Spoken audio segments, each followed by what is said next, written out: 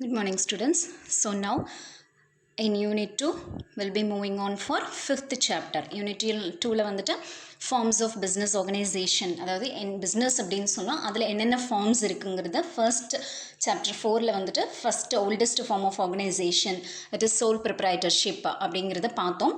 And now chapter 5 Hindu undivided family and partnership, அதுதான் இந்த லெசனில் நம்ம பார்க்க போகிறது. Okay, so first will move on with the introduction part. So the introduction to HUF. HUF அப்படின்னா Hindu Undivided Family. So the joint Hindu family business is a distinct form of organization peculiar to India. இந்தியாவில் மட்டும்தான் இது வந்து என்ன அப்படின்னா different form of organization. Joint Hindu family firm is created by the operation of law. இது எப்படி create பண்ணுறாங்கன்னா according to law தான் வந்து இது create பண்ணுறாங்க. And also it does not have any separate and distinct legal entity from that of its members. இதில் members தனி, அதே மாதிரி business தனி அப்படிங்கிறது கிடையாது. ஓகே, ரெண்டுமே வந்து ஒன்று தான். The business of joint Hindu family is controlled under the Hindu law. அந்த business Hindu ஃபேமிலியில் நடக்கிற அந்த பிஸ்னஸை வந்து யார் கண்ட்ரோல் பண்ணுவாங்கன்னா according to Hindu law அப்படிங்கிறத according to that அது வந்து அந்த legal formalities எல்லாம் வந்து Hindu law பிரகாரம் தான் ஃபாலோ பண்ணிக்குவாங்க. So the membership in this form of business organisation can be acquired only by birth or by marriage to a male person who is already a member of joint Hindu family. So இதில் எப்படி membership இந்த பிஸ்னஸில் இருக்கலாம் அப்படின்னு எப்படி கிடைக்கும் அப்படின்னா, ஒன்றா அந்த ஹிந்து ஃபேமிலியில் வந்து அவங்க பை பர்த் அவங்க வந்து மெம்பராக இருக்கணும்.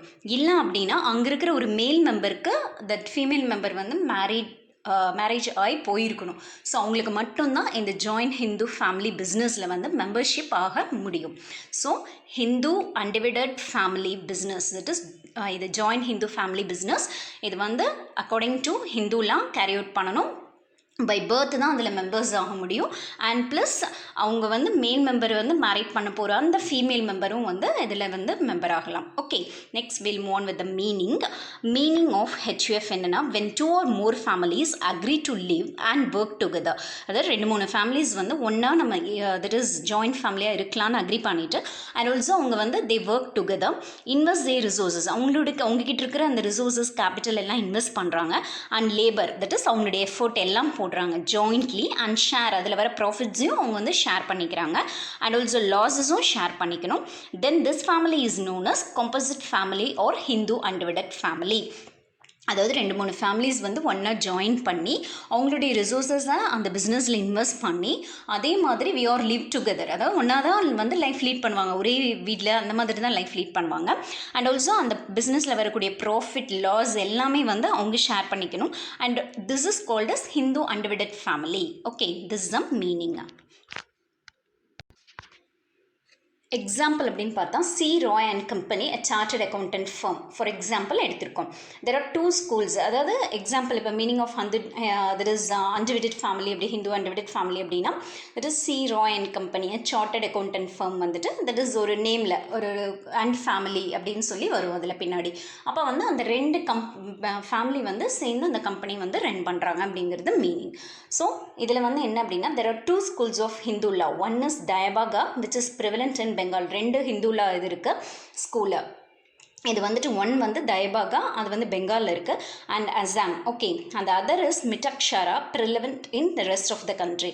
ஸோ ஹிந்துலா அந்த ஹிந்து ஸ்கூல் அந்த இது வந்துட்டு எங்கே இருக்குது அப்படின்னு பார்த்தீங்க அப்படின்னா, தயபாகாங்கிறது வந்து இன் பெங்கால் அண்ட் அசாம், ரிமைனிங் மிட்டக்ஷரா அப்படிங்கிறது மீதி இருக்கிற பெங்கால் அசாம் தவிர நம்ம கண்ட்ரியில் ரெஸ்ட் ஆஃப் த ஸ்டேட்ஸில் இருக்குது. அக்கார்டிங் டு மிட்டக்ஷராலாம் there is a sons right by birth and the property of joint family. அதாவது என்ன அப்படின்னா, அக்கார்டிங் டு மிட்டக்ஷராலாம் தெர் இஸ் அ சனுக்கு வந்து ரைட் இருக்குது பை பர்த்தாக, அந்த ஜாயின்ட் ஹிந்து ஃபேமிலியில் அவங்க பிறந்திருக்காங்க அப்படின்னா அவங்களுடைய ப்ராப்பர்ட்டியில் வந்துட்டு அவங்களுக்கு ரைட் இருக்குது. ஓகே, ஸோ இட் மீன்ஸ் என்ன அப்படின்னா, when a son is born in the family, he acquires an interest in the property jointly held by the family. அதாவது ஒரு பர்சன், ஒரு சன் வந்து அந்த ஹிந்து ஃபேமிலியில் வந்து இஃப் ஹீ இஸ் பார்ன் அப்படின்னாவே அந்த ப்ராப்பர்ட்டியில் வந்துட்டு அந்த ஜாயிண்ட்டாக அவங்களுக்கு வந்து அந்த ப்ராப்பர்ட்டியை வந்து அக்வயர் பண்ணிக்கிறதுக்கான ரைட் இருக்குது, அந்த family property. Next one, today Hindu Succession Act 2005 is applicable to all male and female members of HUF. But இப்போ வந்துட்டு அப்போ வந்து சன்னுக்கு மட்டும்தான் இருந்தது. பட் இப்போ Hindu according to Hindu succession act 2005 பிரகாரம் என்ன அப்படின்னா all the male and both female members they have the rights. இந்த ஹிந்து அன்டிவைடட் ஃபேமிலி ப்ராப்பர்ட்டியில் ரெண்டு பேருக்குமே ஈக்குவல் ரைட்ஸ் இருக்கு. Okay, so this is Hindu undivided family. Hindu undivided family அப்படிங்கிறது ஒன்று இல்லைன்னா ரெண்டு ஃபேமிலிஸ் ஒன்றா ஜாயிண்ட்டாக that is they agree together ஒன்றா வந்து ஒரே வீட்டில் வந்து they lead a life and family business வந்து ஒரே மாதிரி வந்து என்ன பண்ணிக்குவாங்க, அவங்களே வந்து பார்த்துக்கிற மாதிரி. Okay, so next characteristic features of Hindu undivided family business. First, governed by Hindu law.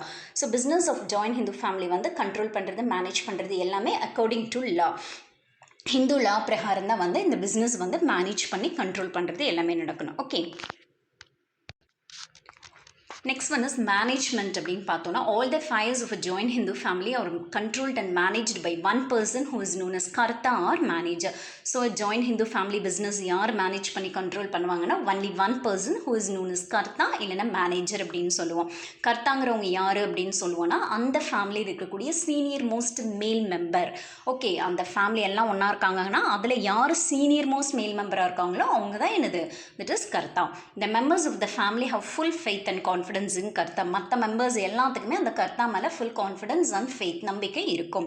Only கர்த்தா is entitled to deal with the outsiders. அந்த ஃபேமிலி பிஸ்னஸ் பொறுத்த வரைக்கும் அந்த பிஸ்னஸ்னுடைய அவுட் சைட் டீலிங்ஸ் எல்லாம் கர்த்தா மட்டும்தான் பார்த்துக்குவார்.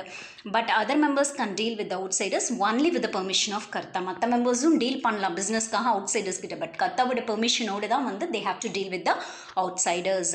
Next one, membership by birth. இந்த பிஸ்னஸில் joint Hindu undivided family business ஹெச்யூஎஃப்ல வந்துட்டு ஒரு மெம்பர் வந்துட்டு எப்படி வந்து அங்கே மெம்பர்ஷிப் அக்வயர் பண்ணலான்னா ஒன்லி பை பர்த், அந்த ஃபேமிலியில் பிறந்திருக்கணும். The membership of the family can be acquired only by birth. As soon as a child is born in the family, that child becomes a member. அந்த ஃபேமிலியில் ஒரு child born ஆகுதுன்னா அந்த child வந்து becomes a member. Membership requires no consent ஒரு agreement. அந்த membership கன்சென்ட்டோ இது ஒரு அக்ரிமெண்ட் போகணும் அதெல்லாம் எதுவும் கிடையாது. Once by birth he or she becomes a member. Next one, liability. Liability in பார்த்தோம்னா except the கர்த்தா, the liability of all other members is limited to their shares in the business. கண்டிப்பாக business அப்படின்னு எடுத்துக்கிட்டோம்னா இப்போ members இருக்காங்கன்னா அவங்க ஒவ்வொருத்தருக்கும் இவ்வளோ பார்ட் இவ்வளோ ஷேர்ஸ் அப்படிங்கிறது கண்டிப்பாக இருக்கும். அப்போது அவங்க எந்த அளவுக்கு லைபிள் அப்படின்னு தட் இஸ் கடன் பட்டிருக்காங்க அப்படின்னா கர்த்தாவை தவிர மற்றவங்க எல்லாருமே எவ்வளோ ஷேர் அந்த கம்பெனியில் வச்சுருக்காங்களோ அதுக்கு மட்டும்தான் லைபிள். மற்றபடி வந்துட்டு என்ன அப்படின்னா the amount of debt can be recovered from his personal property also.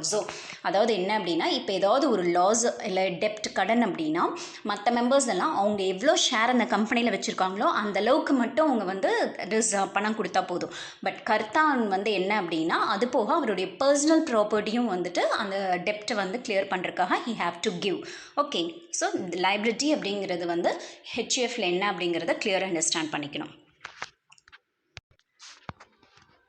permanent existence அப்படின்னா the death, lunacy or insolvency of any member of the family வந்துட்டு என்ன அப்படின்னு பார்த்தீங்கன்னா does not affect the existence of business of joint Hindu family. அதாவது ஒரு person death ஆகிட்டாங்க இல்லை மனநல பாதிக்கப்பட்டிருக்கு இல்லை அவங்களால வந்துட்டு தட் இஸ் லாஸ் ஆயிடுச்சு அப்படின்னா ஒரு மெம்பருக்கு அந்த மாதிரி ஆச்சு அப்படின்னா அதனால் பிஸ்னஸ் வந்து எஃபெக்ட் ஆகாது. இந்த ஃபேமிலி மீதி இருக்கிறவங்க வந்து அந்த பிஸ்னஸை வந்து கேரி அவுட் பண்ணிக்குவாங்க. அதனால் பிஸ்னஸையே வந்து க்ளோஸ் பண்ண மாட்டாங்க. ஓகே, ஸோ பெர்மனன்ட் எக்ஸிஸ்டன்ஸ் அந்த பிஸ்னஸ் அப்படியே தான் இருந்துகிட்ருக்கும். ஓகே,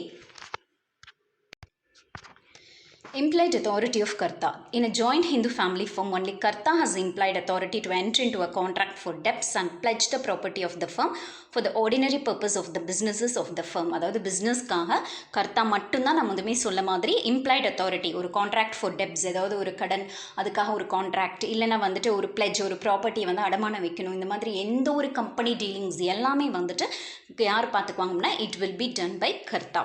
ஓகே, ஸோ ஆர்டினரி பர்பஸ்க்காக ஒரு அந்த பிஸ்னஸ் ரன் பண்ணுற எல்லா ஆக்டிவிட்டீஸையும் வந்து ஃபுல்லாக கவர்ன் பண்ணுறது வந்து பை கர்த்தா. கர்த்தாங்கிறது வந்துட்டு senior most male member of the family. Full control of the business is vested with him.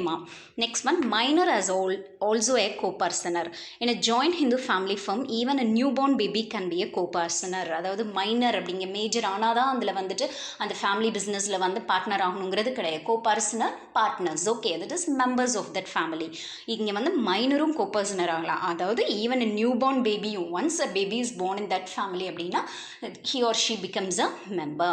Next டிசல்யூஷன்னா டிசால்வ் பண்ணுறது, பிஸ்னஸை க்ளோஷர் பண்ணுறது எப்படி அப்படின்னு பார்த்தோன்னா the joint Hindu family business can be dissolved only at the will of all the members of the family. எல்லா மெம்பர்ஸுமே நம்ம இந்த பிஸ்னஸை க்ளோஸ் பண்ணிக்கலாம் அப்படிங்கிற ஒரு முடிவுக்கு வந்தாங்கன்னா தான் the business will come to an end. Any single member has no right to get the business dissolved. அதில் ஒரு மெம்பர் வந்துட்டு தனிப்பட்ட முறையில் அந்த பிஸ்னஸை க்ளோஸ் பண்ண முடியாது. all the members they have to agree to close the business.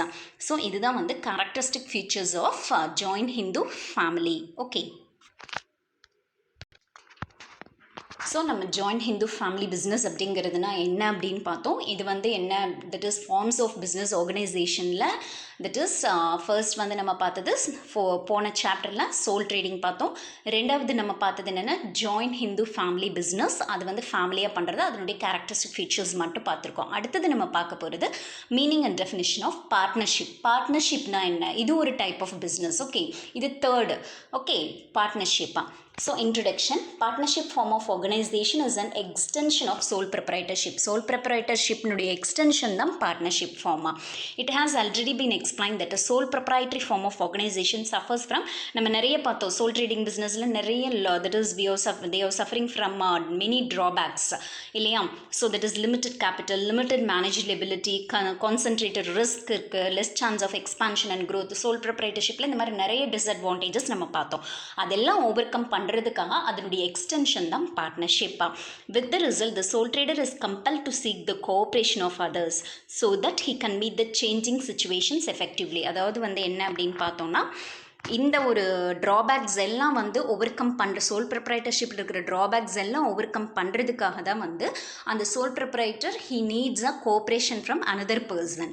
So அப்போ ஆரம்பிக்கப்பட்டது தான் partnership. Generally when a soul trader finds it difficult, ஒரு ப்ராப்ளம் இல்லை க்ரோத் ஃபர்தராக அந்த பிஸ்னஸை க்ரோத் பண்ணும் இல்லை எக்ஸ்பேண்ட் பண்ணும் அப்படின்னா ஹீ நீட்ஸ் அ ஹெல்ப். அதுக்கு அவர் உள்ளுக்கு யாரை கொண்டு வரணும்னா இன்னொரு பர்சனை உள்ளே கொண்டு வரணும் ஹெல்ப்புக்கு. அப்போ அந்த பர்சன் தான் partner. Okay, so thus it represents the next stage in the evolution of business organization. So அடுத்த ஸ்டேஜ் சோல் ப்ரொப்ரைட்டர்ஷிப்க்கு அடுத்த ஸ்டேஜ் தான் வந்துட்டு என்ன அப்படின்னா பார்ட்னர்ஷிப்பா. அதாவது சோல் ப்ரொப்ரைட்டர்னால தனியாளாக முடியாதுங்கிறப்போ ஒரு பர்சனை உள்ளே கொண்டு வந்தால் தான் அதுதான் பார்ட்னர், தட் இஸ் பார்ட்னர்ஷிப்பா.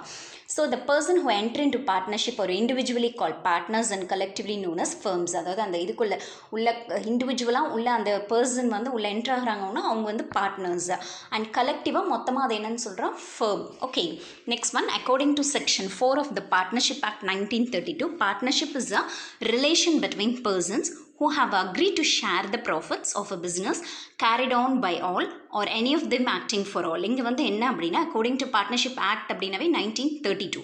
பார்ட்னர்ஷிப் அப்படின்னா என்ன அப்படின்னம்னா that is it is relation between பர்சன்ஸ்குள்ளே இருக்க ரிலேஷன் ஹூ ஹேவ் அக்ரீட், அவங்க வந்து அக்ரி பண்ணிட்டாங்க டு ஷேர் த ப்ராஃபிட்ஸ், அந்த பிஸ்னஸில் வரக்கூடிய ப்ராஃபிட்ஸ் நம்ம ஷேர் பண்ணிக்கணும்.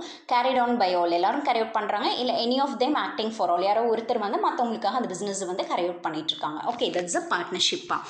Next, definition of partnership. According to Professor Hani, the relation which exists between persons குள்ள இருக்க relations competing to make contracts. அவங்க வந்து கான்ட்ராக்ட் மேக் பண்ணுவாங்க பிஸ்னஸ்க்காக. who agree to carry on a lawful business in common view. அவங்களுடைய common view என்ன அப்படின்னா gain achieve பண்ணும், profit achieve பண்ணும்.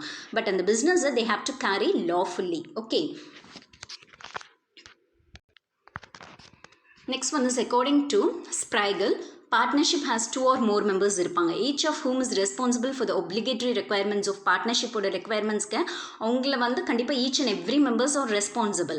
Each of the partners may bind the others and the assets of the partners may be taken for debts of partnership. இதில் வந்து பார்ட்னர்ஷிப்போட டெப்ஸ்க்கு அந்த பார்ட்னர்ஸோட private ப்ராப்பர்ட்டியும் வந்து personal ப்ராப்பர்ட்டியும் வந்து சொத்துக்களும் வந்து எடுக்கப்படும். Okay, that's the thing. Next, characteristic features of partnership என்ன அப்படின்னு பார்க்கலாம்.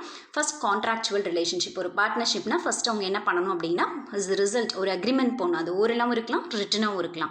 Consequently, persons not competent to contract. For example, minors cannot form it. Minors வந்து கான்ட்ராக்ட்குள்ளே என்ட்ரு ஆக முடியாது. ஓகே, ஃபஸ்ட்டு கான்ட்ராக்ட் வந்து ஓரளவு ரிட்டனாகவும் அவங்களுக்குள்ள போட்டுக்கணும். அடுத்தது பிளூராலிட்டி ஆஃப் பர்சன்ஸ். அதாவது சின்ஸ் பார்ட்னர்ஷிப்ங்கிறது அக்ரிமெண்ட்டில் வருதுனால minimum number of persons to form a partnership firm அப்படின்னு இருக்கா என்ன அப்படின்னு பார்க்கலாம். So minimum number of persons அப்படின்னு பார்த்தோன்னா that is 2 persons should be there to form a partnership form. 2 persons compulsory இருக்கணும். மேக்ஸிமம் அப்படிங்கிறது 10 in the case of banking business, 20 in all other cases. Maximum minimum 2 இருக்கணும். பேங்கிங்கில் வந்து maximum வந்து என்ன அப்படின்னு பார்த்தா 10 persons வேணும். மற்ற பிஸ்னஸில் 20 partners should be there. Next existence of business அப்படின்னு பார்த்தோன்னா the partnership agreement must to carry, அவங்க பிஸ்னஸ் கண்டிப்பாக பண்ணணும். பார்ட்னர்ஷிப் ஃபர்மாக ஒன்று ஜாயின் பண்ணியிருக்காங்க, பார்ட்னர்ஸாக ஒன்று சேர்ந்து அவங்க வந்து லாஃபுல் பிஸ்னஸ் பண்ணணும் R profession. If there is no business, there can be business இல்லைனா அங்கே பார்ட்னர்ஷிப்பே கிடையாது. In other words partnership is not a club or a charitable அசோசியேஷனாக இருக்கக்கூடாது. அவங்க வந்து அந்த இடத்துல அவங்க எல்லாம் சேர்ந்து they have to do a business, அதுவும் lawful business carry out பண்ணணும். Next one sharing profits. the business must be carried on எந்த மோட்டிவோட with the motive to earn profit, அது அவங்களுக்குள்ள they have to share. an agreement to undertake philanthropic activities does not constitute partnership because profit motive is completely absent. அதாவது நம்ம எல்லாம் ஒன்றா சேர்ந்து ஏதாவது ஒரு தட் இஸ் நம்ம ஒரு ஹெல்ப் பண்ணலாம், ஒரு இது மாதிரி பண்ணலாம் அப்படிங்கிறதுக்காக பார்ட்னர்ஷிப் ஃபார்ம் பண்ணக்கூடாது. அந்த இடத்துல ஒரு பிஸ்னஸ் இருக்கணும், அவங்களுடைய மோட்டிவ் வந்து ப்ராஃபிட் அப்படிங்கிறது இருக்கணும். ஸோ அதுதான் வந்து that is partnership. next one mutual agency. in fact mutual agencyங்கிறது பார்ட்னர்ஷிப் கண்டிப்பாக மியூச்சுவல் அக்ரிமெண்ட், மியூச்சுவல் அப்படிங்கிறது ஒருத்தருக்குள்ளே ஒருத்தர் வந்துட்டு they have to understand each other அப்படிங்கிறது பார்ட்னர்ஷிப்பில் it is very important. since business எல்லாருமே கேரி அவுட் பண்ண போகிறதுனால principal and agent, that is அவங்க தான் principal and they are the agent. to the outsiders he is the principal while to the other partners he is an agent. அந்த மாதிரி தான் ஒருத்தருக்குள்ளே ஒருத்தர் வந்துட்டு they have to mutually agree with one another. So these are all the characteristic features of a partnership. Next advantages. First one is easy formation. Easy formation அப்படின்னு சொல்லி பார்த்தோன்னா the formation of partnership firm requires fulfillment of lesser legal formalities அப்படிங்கிறது that is அதிகமாக கிடையாது. what required is just an agreement. it may be oral or written agreement மட்டும் இருந்தால் போதும். registration is optional. அந்த partnership firm register பண்ணுறதுங்கிறதும் ஆப்ஷனல் தான். further even if a firm wants to get itself registered, registration process அப்படியும் வந்து அந்த firm வந்து நம்ம ரெஜிஸ்டர் பண்ணிக்கலாம் அப்படின்னு நினச்சாங்கனாலும் அந்த ரெஜிஸ்ட்ரேஷன் ப்ராசஸ் அப்படிங்கிறது வந்து ரொம்ப சிம்பிளாக தான் இருக்கும். Next availability of larger resources. அதாவது கம்பைன்ட் கேபிட்டல் எல்லா பார்ட்னர்ஷிப் அப்படின்னாவே என்னது ரிசோர்ஸஸ் நிறைய இருக்கும், ஈஸியாக ஃபார்ம் பண்ணிக்கலாம். நெக்ஸ்ட் ரிசோர்ஸஸ் அப்படின்னு பார்க்குறப்போ கண்டிப்பாக ஃபினான்ஷியல் ரிசோர்ஸஸ் நிறைய இருக்கும், நிறைய பேர் போடுறாங்க பார்ட்னர்ஷிப்குள்ளே என்டர் ஆகிறப்போ. So new partners can also be, திருப்பியும் வந்து இன்னும் கேபிட்டல் வேணும், இன்னும் பார்ட்னர்ஸ் வந்து ஜாயின் பண்ணிக்கலாம். ஆஸ் ரிசல்ட் பிஸ்னஸ் வந்து நல்லா ஈஸியாக வந்து it can be எக்ஸ்பாண்டடா.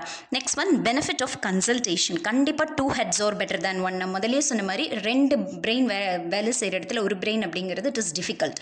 So 2 heads are that is always better than one. அப்போ வைஸ் டெசிஷன் எடுக்கிறதுக்கு பாசிபிலிட்டிஸ் இருக்கா.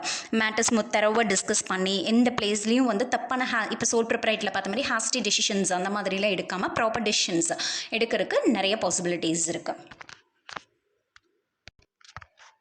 Next one is division of work and greater managerial efficiency. That is work வந்து என்ன அப்படின்னா நிறைய மேனேஜ்மெண்ட் ஒர்க் நிறைய இருக்கும் அமௌங் த partners. அவங்க வந்து அக்கார்டிங் டு தேர் எக்ஸ்பீரியன்ஸ் நாலேஜ்க்கு அந்த மாதிரி ஒர்க்ஸை டிவைட் பண்ணி கொடுத்துடலாம். For example one partner purchase பார்த்துக்கலாம், another partner they can see the sales, இன்னொருத்தர் அக்கௌண்டிங். அவங்களுடைய கெப்பாசிட்டிக்கு தகுந்த மாதிரி அவங்க வந்து ஒர்க்ஸை வந்து they can divide each other ஸ்கில்ஸ்க்கு தகுந்த மாதிரி. thus when the burden is light and burden கம்மியாச்சுனாவே சூப்பர்விஷன் ஈஸியாக பார்க்கலாம். So it becomes very effective and efficient. So இதனால் நிறைய மேனேஜியல் எஃபிஷியன்சி வந்து it will get improved. Okay. Next advantage is reduced risk. The risk of each partner is reduced considerably since the loss sustained by the firm is shared by all the partners. ஏன்னா வந்து risk கம்மி, ஏன்னா அதில் loss ஏதாவது வந்ததுன்னா எல்லா பார்ட்னர்ஸும் share பண்ணிக்குவாங்க. அப்போ ரிஸ்க் அப்படிங்கிறது அந்த இடத்துல ரொம்ப கம்மியாக இருக்கும். Unlimited liability and credit standing. இங்கே லைபிலிட்டி சோல் ட்ரேடர் பார்த்தோன்னா அன்லிமிட்டட் நம்ம பார்த்தோம் இல்லையா. But since apart from his business assets அவங்களுடைய ப்ரைவேட் ப்ராப்பர்ட்டியும் எடுத்துக்குவாங்கன்னு பார்த்தோம். Is also available. Hence creditors May give more loans because they can get back the loan from the personal properties. Thus high credit rating helps sole trader to borrow more funds from suppliers and banks. எப்படி soul ட்ரேடரோ அதே மாதிரி இங்கேயும் limited liability அவங்களுடைய personal ப்ராப்பர்ட்டியிலிருந்தும் என்ன பண்ணிக்கலாம், that is amount எடுக்கிறதுனால அவங்களுக்கு credit standing அதிகமாக இருக்கும். அதே மாதிரி அவங்களுக்கு வந்து என்ன அப்படின்னு பார்த்தோம்னா நிறையா வந்து தட் இஸ் பணம் கொடுப்பாங்க. நெக்ஸ்ட் வந்து safeguard of the minority interest. That is, for all the vital matters, unanimous consent of each partner is required. If there is no unanimity, such decisions are accepted. That is, ஒரு decision எடுக்கணும் அப்படின்னா all the partners they have to be asked. Okay, without the consent of ஒரு partner கிட்ட வந்து அவங்க consent வாங்கலினாலும் அந்த unanimity means uniformity. Each decision should be, such decisions are not accepted. So எல்லா partnersம் சேர்ந்து தான் they have to make a decision. Next one is easy dissolution. So easy dissolution means அதாவது partnership firms வந்துட்டு is also ஈஸியாக வந்து close பண்ணிடலாம், அதை dissolve பண்ணிடலாம். எப்படி அப்படின்னா, இந்த கேஸ் ஆஃப் பார்ட்னர்ஷிப் அட் ஒரு 14 days notice should be given by a partner. In this connection is enough. No legal hurdle is தேவை எதுவும் கிடையாது for dissolving the firm. 14 days notice கொடுத்துட்டு இந்த பார்ட்னர்ஷிப் கேன் பி டிசால்வ்டா. So these are all the advantages of partnership firm. Next one is disadvantages of partnership firm. So the main disadvantages are here, lack of harmony. After a few years, அதாவது partners எல்லாம் சேர்ந்து after a few years if they are working, friction and disharmony may creep. அதாவது அவங்களுக்குள்ள ஒரு இது ஒற்றுமை அப்படிங்கிறது போயிடும். அப்போ ஈச் பார்ட்னர் வந்து என்ன அப்படின்னா டிஸ்ஹானஸ்ட் டீலிங்ஸில் இறங்கிடுவாங்க. அதாவது this mutual conflict and lack of team spirit pave the way for dissolution. அதாவது அவங்களுக்குள்ள ஒரு மியூச்சுவல் இது அண்டர்ஸ்டாண்டிங் இருக்காது, அது தப்பான ஆக்டிவிட்டீஸ் பண்ண ஆரம்பிச்சிருவாங்க ஏதோ ஒரு பார்ட்னர். அந்த மாதிரி பொறுப்பு டீம் ஸ்பிரிட் பார்ட்னர்ஷிப் அப்படிங்கிறதுல வந்து கண்டிப்பாக வேணும். அப்போ அந்த வந்து எல்லா பார்ட்னர்ஸும் வந்து ஒன்றா அது பண்ணல, அப்போ டீம் ஸ்பிரிட் இல்லை அப்படின்னா automatically the partnership will comes to one and dissolve ஆயிரும். Okay, so lack of harmony. Next one is absence of legal status and instability. That is, the partnership firm has no separate legal existence in கிடையாது. It is inseparable from the partners composing it. As a result, it is terminable on the death or insolvency of a partner. Partnership firmக்கு separate existence எப்படி இதுக்கு வந்து soul ட்ரேடிங்க்கு இல்லையோ அதே மாதிரி இங்கேயும் separate existence கிடையாது. Inseparable from the partners composing. அது வந்து தனியாக பிஸ்னஸ் வேறு பார்ட்னர்ஸ் வேறேன்னு பண்ண முடியாது. ஏதோ ரிசல்ட் அந்த பார்ட்னர்ஸோட டெத் ஒரு இன்சால்வன்சினும் ஆட்டோமேட்டிக்காக அந்த ஃபர்ம் வந்து க்ளோஸ் பண்ணிடுவாங்க. Resources limited. இப்போ மேக்ஸிமம் நம்பர் ஆஃப் பார்ட்னர்ஸ் வந்து பார்ட்னர்ஷிப்பில் 10, பேங்கிங்கில் மற்றதில் 20ன்னு சொன்னோம். In actual practice number will பிலோவாக தான் இருக்கும் இதை விட. அப்போது ஒன்லி லிமிட்டட் ரிசோர்ஸஸ் தான் அவைலபிள். மாடர்ன் லார்ஜ் ஸ்கேல் என்டர்பிரைசஸ்க்கெல்லாம் வந்து நிறைய கேபிட்டல் வேணும். ஸோ இது வந்து ஒரு லிமிட்டட் லெவலில் தான் வந்து அவங்களால ரிசோர்ஸும் போட முடியும். ஒரு லிமிட்டட் லெவல் பிஸ்னஸ் தான் பார்ட்னர்ஷிப்பில் கேரி அவுட்டும் பண்ண முடியும். Next, limited risk taking. That is in the view of danger unlimited liability. Partners வந்து ரொம்ப ஓவர் காஷியஸ் ஆயிடுவாங்க. So normally they do not want to assume risk starting new ventures. புதுசாக அதில் ஏதாவது ஆரம்பிக்கலாம் அப்படிங்கிறதுல வந்துட்டு ஏன்னா அவங்களுடைய பர்சனல் ப்ராப்பர்ட்டி எடுப்பாங்க அப்படிங்கிற ஒரு சுச்சுவேஷன் வந்தது அப்படின்னா அவங்க வந்து ரிஸ்க் வந்து ரொம்ப அதிகமாக எடுக்கிறதுக்கு யோசிப்பாங்க. ஸோ லிமிட்டட் ரிஸ்க் டேக்கிங், யாரும் வந்து ரிஸ்க் எடுக்கிறதுக்கு விரும்ப மாட்டாங்க. And next one is risk of implied authority. Every partner can bind the firm and his other partners by his acts. So therefore all the partners become liable to a greater extent because of the folly and fraud committed by a fellow person. அதில் ஒரு partner எதாவது தப்பாக that is foolish-ஆவோ இல்லை ஏதோ ஒரு இது தப்பாக பண்ணிட்டாங்கன்னா all the partners they have to be responsible for the fraud activities committed by the one partner. So ஒரு பார்ட்னர் ஏதாவது தப்பான ஆக்டிவிட்டி பண்ணிட்டாங்கன்னா all the partners they have to be answerable. Lack of public confidence. As its accounts need not be audited and published, it lacks public confidence. அதாவது எப்பவுமே வந்துட்டு என்ன அப்படின்னா accounts, பார்ட்னர்ஷிப்போட accounts இதெல்லாம் வந்து நார்மலாகவே ஒரு பிஸ்னஸ் அப்படின்னா பெரிய லெவலில் பண்ணுறாங்கன்னா அவங்களுடைய அக்கௌண்ட்ஸ் இதெல்லாம் வந்து ஆடிட்டிங் பண்ணுவாங்க. But in case of partnership இங்கே வந்து account need not be auditing பப்ளிஷ்லாம் பண்ண வேண்டிய. அப்போ வந்து என்ன அப்படின்னா பப்ளிக்கு இந்த கம்பெனி மேலே ஒரு கான்ஃபிடன்ஸ் வராது. ஏன் கான்ஃபிடன்ஸ் வரணும் அப்படின்னு கேட்டிங்கன்னா பப்ளிக் வந்து எந்த கம்பெனி நல்லாயிருக்கோ அதில் தான் ஷேர்ஸ் வாங்குவாங்க. எப்போவுமே பெரிய பெரிய கம்பெனிஸில் ஷேர்ஸ் இதை பற்றினலாம் வந்துட்டு நம்ம நெக்ஸ்ட்டில் மறுபடியும் பார்ப்போம். ஸோ அதனால் பப்ளிக் எப்பவுமே ஒரு கம்பெனியோ ஒரு வாட் எவர் இட் இஸ் அதில் ஒரு கான்ஃபிடன்ஸ் வேணும். ஸோ இந்த இதில் வந்து அந்த மாதிரி கான்ஃபிடன்ஸ் வந்து லேக் ஆகும். ஸோ வித் திஸ் இதில் வந்துட்டு இந்த 5th சாப்டரில் ஸோ இது வரைக்கும் நம்ம பார்த்தது என்ன அப்படின்னா இன்னும் 5th சாப்டர் வந்துட்டு தெர் ஆர் மோர் ஹெட்டிங்ஸ் ஓதே. ஸோ இப்போ இதில் நம்ம பார்த்தது Hindu undivided family business and then partnership firm. Okay.